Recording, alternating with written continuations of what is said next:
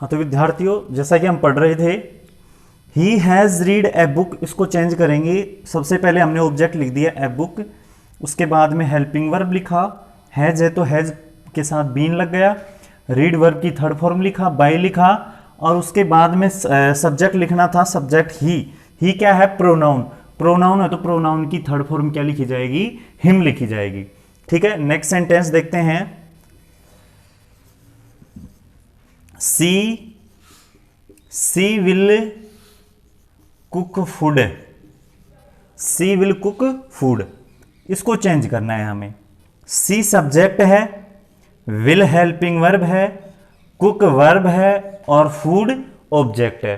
तो विद्यार्थी इसको चेंज करेंगे। सबसे पहले हमें ऑब्जेक्ट लिखना है, और ऑब्जेक्ट क्या लिखा जाएगा, फूड। फिर उसके बाद में हेल्पिंग वर्ब लिखेंगे। हेल्पिंग वर्ब क्या है यहां, विल या सेल आ जाए तो विल या सेल के साथ बी जोड़ देंगे, विल बी या सेल बी। तो सेल तो किसके साथ आता है, आई और वी के साथ। तो देखो फूड के साथ क्या आएगी, विल बी। अब वर्ब की थर्ड फॉर्म लिखेंगे। कुक की थर्ड फॉर्म क्या होगी, कुक्ड, फिर बाय। ठीक है, और सब्जेक्ट क्या है, सी, तो सी प्रोनाउन है, इसकी थर्ड फॉर्म लिखेंगे और ये हो जाएगी हर। तो विद्यार्थियों इस तरीके से हमें चेंज करना है। ठीक है, एक आध सेंटेंस और देख लेते हैं। रमेश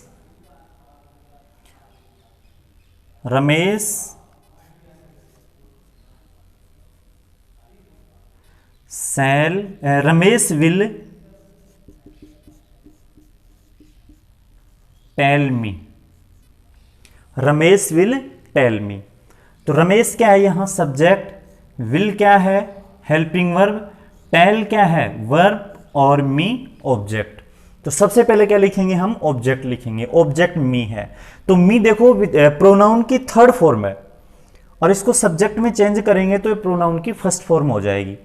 तो मी की फर्स्ट फॉर्म है आई। उसके बाद में हमें लिखना है हेल्पिंग वर्ब। हेल्पिंग वर्ब है यहां विल, तो विल या सेल आ जाए तो विल या सेल उसके साथ बी लगाएंगे। तो आई के साथ क्या आएगा, सेल, और सेल के साथ हम बी लगा देते हैं। फिर उसके बाद में वर्ब की थर्ड फॉर्म, टेल की थर्ड फॉर्म हो जाएगी टोल्ड। उसके बाद बाई, और सब्जेक्ट क्या है, रमेश, तो रमेश को इस तरीके से ऐसे कैसे लिख देंगे, ये हो गया। तो विद्यार्थियों ये सिंपल सेंटेंस, अफर्मेटिव सेंटेंस थे। इसके बाद में हम दूसरे सेंटेंस पढ़ेंगे। एक बार इनका स्क्रीनशॉट ले लो। हाँ विद्यार्थियों, एक बार इनका स्क्रीनशॉट ले लो, फिर हम आगे नेक्स्ट पढ़ेंगे।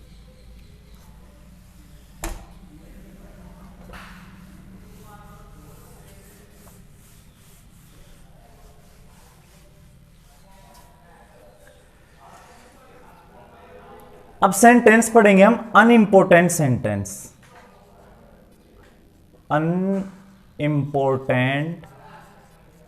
अनइम्पोर्टेंट सब्जेक्ट वाले सेंटेंस, अनइम्पोर्टेंट सब्जेक्ट वाले सेंटेंस, अनइम्पोर्टेंट सब्जेक्ट वाले सेंटेंस पढ़ेंगे हम। देखो विद्यार्थियों, अनइम्पोर्टेंट सब्जेक्ट यानी ऐसे सब्जेक्ट जिनका सेंटेंस में कोई इंपॉर्टेंस ही नहीं है। और वो कौन कौन से हैं, देखो कौन कौन से हैं, they, we, all of them, they, we, all of them, children, people, police, कई बार अपन को पुलिस भी देखने को मिलता है, someone, somebody, everyone, everybody, etcetera, यानी इत्यादि इत्यादि ये सेंटेंस हैं। ये जो सब्जेक्ट हैं ये अनइम्पोर्टेंट सब्जेक्ट हैं। तो जब इंपॉर्टेंट ही नहीं है तो सेंटेंस में लिखेंगे क्यों। तो देखो इनको किस तरीके से बनाएंगे, स्ट्रक्चर देखो इसका। सबसे पहले ऑब्जेक्ट, वो इस सिंपल सेंटेंस का, हेल्पिंग वर्ब, वर्ब की थर्ड, बस इतना ही लिखेंगे। क्योंकि हमें सब्जेक्ट तो लिखना ही नहीं है। ये देखो सब्जेक्ट रहा, ये तो लिखना ही नहीं है क्योंकि वो इंपॉर्टेंट है ही नहीं। ये आ जाए सब्जेक्ट तो इंपॉर्टेंट है ही नहीं, तो लिखना ही नहीं है। और ये नहीं लिखेंगे तो बाई भी नहीं लिखेंगे, बस हम यहां तक ही लिखेंगे। ऑब्जेक्ट, हेल्पिंग वर्ब और वर्ब की थर्ड फॉर्म। देखो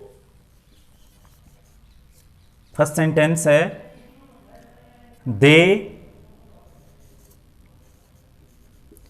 गेव पेन्स, उन्होंने पेन दिए।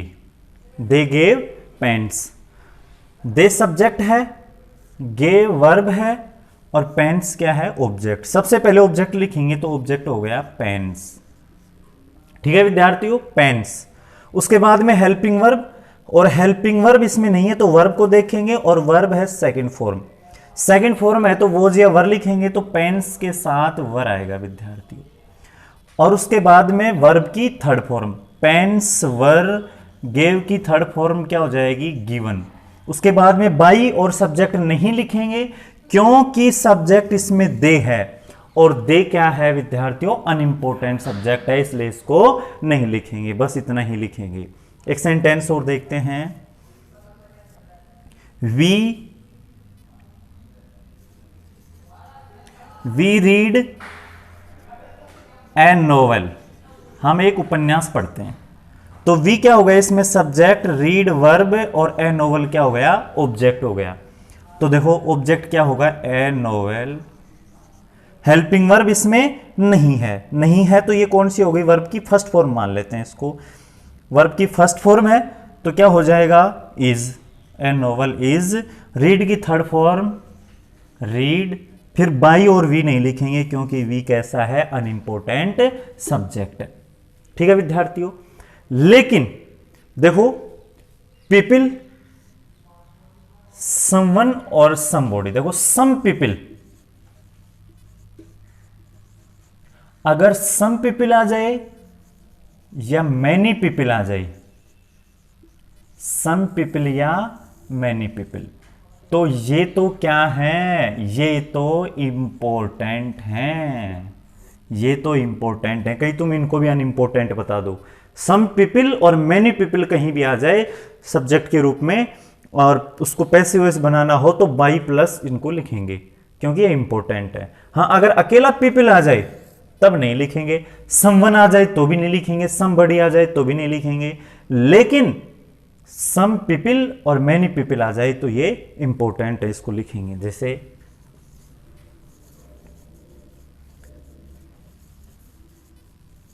some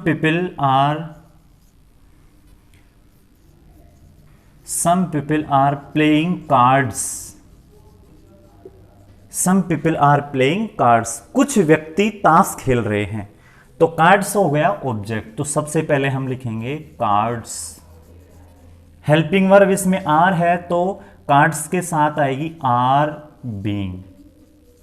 उसके बाद वर्ब प्ले है तो प्ले की थर्ड फॉर्म लिखेंगे। फिर बाई और सब्जेक्ट सम पीपल है तो इसको हमें लिखेंगे क्योंकि ये तो इंपॉर्टेंट है। मैंने बताया था ना इंपॉर्टेंट है, ये अनइंपॉर्टेंट नहीं है, ये इंपॉर्टेंट है। ठीक है विद्यार्थियों, ये थे कौन से सेंटेंस? अनइंपॉर्टेंट सब्जेक्ट वाले सेंटेंस। एक बार इनका भी सभी स्क्रीनशॉट ले लें, आपको नोटबुक में उतारना, इसको नोट करना है।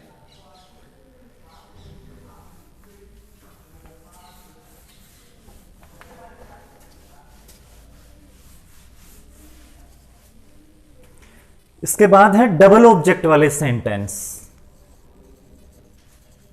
डबल ऑब्जेक्ट वाले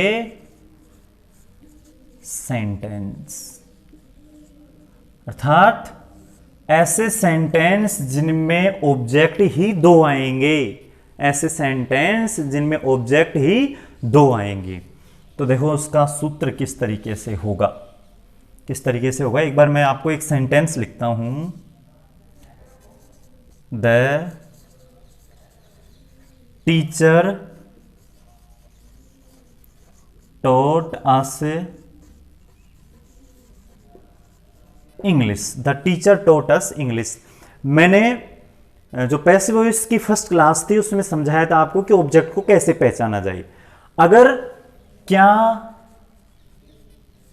और किसको, अगर आंसर मतलब क्या और किसको आंसर आए, वर्ब के साथ लगाकर देखेंगे क्या का और किसको का, इसका आंसर आ जाए तो वो क्या है, ऑब्जेक्ट, नहीं तो ऑब्जेक्ट नहीं है। देखो टोट यानी पढ़ाया, क्या पढ़ाया, इंग्लिश, तो क्या का आंसर मिल गया, इंग्लिश, तो ये ऑब्जेक्ट है। ठीक है, किसको पढ़ाया, अस, हमें, तो ये भी क्या है, ऑब्जेक्ट, ये फर्स्ट ऑब्जेक्ट हो गया और ये सेकंड ऑब्जेक्ट हो गया। ठीक है विद्यार्थियों, ये फर्स्ट ऑब्जेक्ट हो गया और ये सेकंड ऑब्जेक्ट हो गया। इस तरीके से हम इसको पहचान लेते हैं। अभी डायरेक्ट ऑब्जेक्ट और इनडायरेक्ट ऑब्जेक्ट वो भी होता है, वो भी मैं आपको समझाऊंगा। The teacher taught us English, तो इसको फर्स्ट ऑब्जेक्ट मान लेते हैं और इसको सेकंड ऑब्जेक्ट मान लेते हैं। ठीक है, तो अब इसका देखो स्ट्रक्चर बनाते हैं। ऑब्जेक्ट है तो यहां ऑब्जेक्ट लिख देते हैं, इसको कौन सा ऑब्जेक्ट, फर्स्ट ऑब्जेक्ट लिखते हैं। ठीक है, फिर लिखते हैं हेल्पिंग वर्ब, फिर लिखेंगे वर्ब की थर्ड फॉर्म, और वर्ब की थर्ड फॉर्म के बाद में कौन सा ऑब्जेक्ट लिखेंगे, सेकंड ऑब्जेक्ट, फिर बाई और सब्जेक्ट। ठीक है, इतना ध्यान रखना है। और यदि सेकंड ऑब्जेक्ट को हमें पहले लिखना है और फर्स्ट ऑब्जेक्ट को बाद में लिखना है तो लिख सकते हैं, कोई दिक्कत नहीं है, लेकिन थोड़ा सा चेंज करना पड़ेगा आपको। क्या चेंज क्या करना पड़ेगा, फर्स्ट ऑब्जेक्ट से पहले हमें टू लगाना होगा। सेंटेंस में मैं बताऊंगा इसी में। देखो एक तरीका तो ये है, इस ऑब्जेक्ट से करते हैं तो इसको पहले ले आते हैं इधर, अस को इधर लाएंगे तो वी हो जाएगा। हेल्पिंग वर्ब लिखेंगे तो हेल्पिंग वर्ब नहीं है, वर्ब की सेकंड फॉर्म है, तो क्या लिखेंगे, वॉज या वर, तो वी के साथ वर आ गया, वी वर। उसके बाद में वर्ब की थर्ड फॉर्म टोट, टोट की थर्ड फॉर्म टोट, टीच, टोट, टोट। उसके बाद में सेकंड ऑब्जेक्ट, सेकंड ऑब्जेक्ट क्या है, इंग्लिश, और बाई और सब्जेक्ट क्या है, द टीचर। लेकिन ऑब्जेक्ट तो ये भी है ना, इसको भी तो पहले लिख सकते हैं, तो लिखो इंग्लिश से बना लेते हैं इसको, सेकंड ऑब्जेक्ट से बनाते हैं। इंग्लिश सेकंड फॉर्म है तो वॉज या वर, तो इसके साथ तो वॉज आएगा। फिर वर्ब की थर्ड फॉर्म, और वर्ब की थर्ड फॉर्म के बाद में दूसरा ऑब्जेक्ट लिखते हैं, तो इसमें दूसरे ऑब्जेक्ट को तो यहां लिख दिया, ये पहले वाला ऑब्जेक्ट लिखते हैं। लेकिन मैंने क्या बताया, इससे पहले हम क्या लगाएंगे, टू लगाएंगे, टू अस, और उसके बाद में बाई, और सब्जेक्ट क्या है, द टीचर, द टीचर। ठीक है विद्यार्थियों, एक सेंटेंस और, He gave me a pen. He gave me a pen.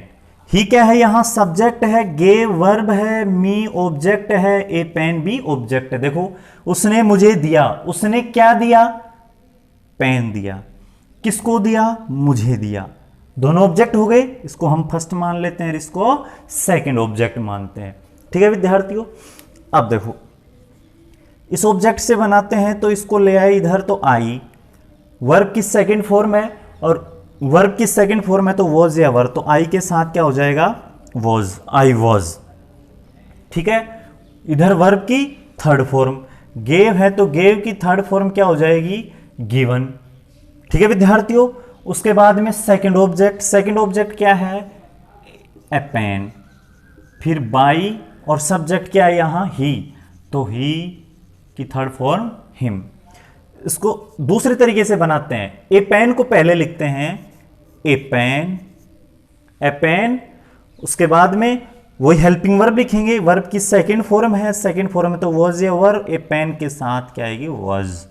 ठीक है, उसके बाद में वर्ब की थर्ड फॉर्म, तो वर्ब की थर्ड फॉर्म गिवन। अब हमने इस ऑब्जेक्ट को तो पहले लिख दिया, बचा ये फर्स्ट ऑब्जेक्ट, इससे पहले हम क्या लगाएंगे, टू, टू मी, फिर बाई, और सब्जेक्ट क्या है, ही, तो हुई की थर्ड फॉर्म हिम। ठीक है विद्यार्थियों, तो आज हमने कुछ सिंपल सेंटेंस पढ़े और अनइम्पोर्टेंट, और हमने पढ़ा फिर क्या, डबल ऑब्जेक्ट वाले सेंटेंस। ठीक है विद्यार्थियों, अब एक बात का ध्यान रखना, आप एक काम करना, इस चैनल को सब्सक्राइब कर देना, और इसके साथ में सब्सक्राइब के बाद में जस्ट पास में एक बेल आइकन होगा, उसको दबा देना, क्योंकि जब भी मैं वीडियो अपलोड करूं तो तुरंत आपके पास पहुंच जाए, आपके पास नोटिफिकेशन आ जाएगा, तुरंत आप देखकर खोलकर देख सकते हैं, इसको पढ़ सकते हैं आसानी से। ठीक है, तो इसको अपने दोस्तों के पास भी शेयर करना और पढ़ना। ठीक है, धन्यवाद।